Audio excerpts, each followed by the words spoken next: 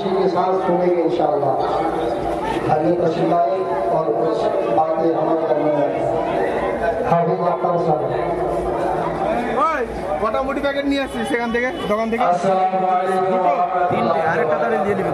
আমি তো না, আমি তো একটা ছিল সেখানটা, মোট 4টা ছিল, আমি জানি 3টে 4টা ছিল।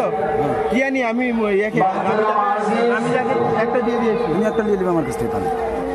আমরা আজকে যে সবাই উপস্থিত হয়েছে নিশ্চয় আমরা অবগত আছি আজকে 78তম স্বাধীনতা দিবস। একটা সেলফি নিলাম তো। আজকে 78তম স্বাধীনতা দিবস।